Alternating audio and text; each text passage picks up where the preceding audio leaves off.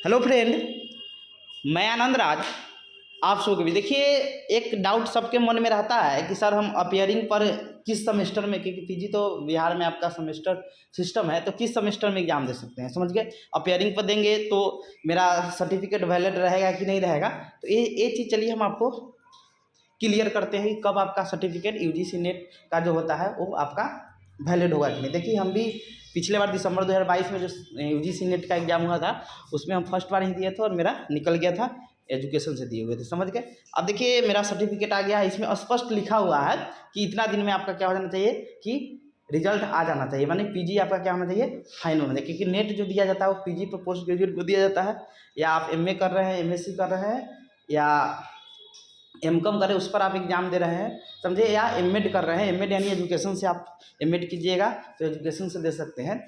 आप मान लीजिए एमए कर रहे हैं तो हिस्ट्री से कर रहे हैं तो हिस्ट्री से दीजिएगा, समझे। और यूजीसी नेट जो होता है वो साइंस वाले के लिए CISIR होता है, समझे। वो यूजीसी नेट कंडक्ट नहीं करता है साइंस के लिए, ये आपका आर्ट्स और कॉमर्स और एजुकेशन के लिए होता है यूजीसी नेट।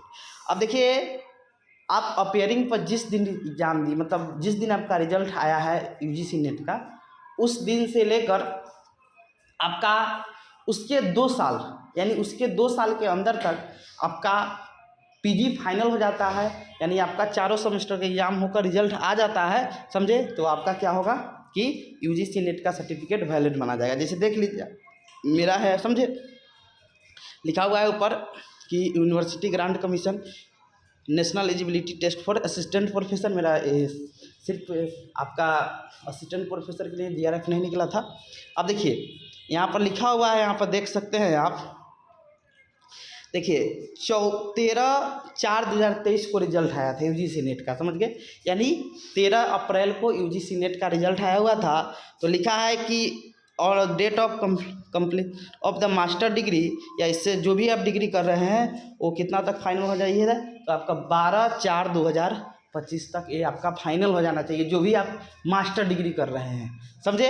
आप एमएड कर रहे हैं, अपेयरिंग पर दिए हैं, तो मान लीजिए जिस दिन आपका रिजल्ट आया है, मान लीजिए आपका 24 में, मान लीजिए 12 जनवरी को मान लीजिए आपका रिजल्ट आया, तो उससे आप 2 साल आगे बढ़ा दीजिए, यानी 13 जनवरी 2026 को आपका पीजी का रिजल्ट आ जाना चाहिए।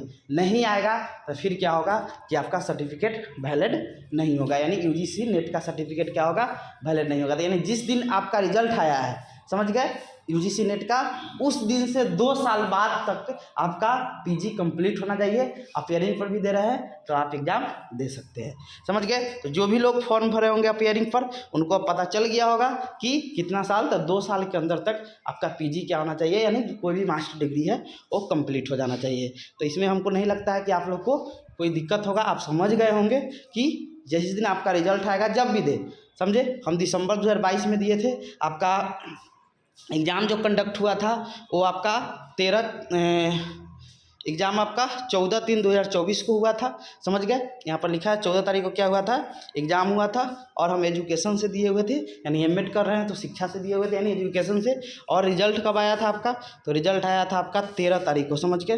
13 तारीख को 1 महीना बाद रिजल्ट आ गया था आपका, समझ गए। और आपका 12/4/2025 तक आपका एमएड कंप्लीट है। 3rd सेमेस्टर हम लोग एग्जाम होने वाला है, 6-7 महीना में, 5-6 महीना में हम लोग को कंप्लीट हो जाएगा, तो मेरा वैलिड रहेगा, समझ गए। तो जो भी लोग फॉर्म फिलअप किए होंगे अपियरिंग पर, पास करते हैं तो उसके 2 साल के अंदर में आपका पीजी कंप्लीट होना चाहिए। ठीक है, समझ गए। सोचे है कि आपको ये जानकारी दे देते हैं, ये ज़रूरी है आपके लिए, समझ गए। यहाँ पर एकदम स्पष्ट लिखा हुआ है कि 2 ईयर, देखिए यहाँ स्पष्ट कर दिया है कि 2 ईयर में क्या होना चाहिए कि आपका मास्टर डिग्री कंप्लीट हो जाना चाहिए, समझ गए। यहाँ 13 तारीख को रिजल्ट आया है, तो 13/4/2023 को, तो यहाँ पर 25 तक आपका क्लियर हो जाना चाहिए, तो आपका वैलिड रहेगा। Thank you.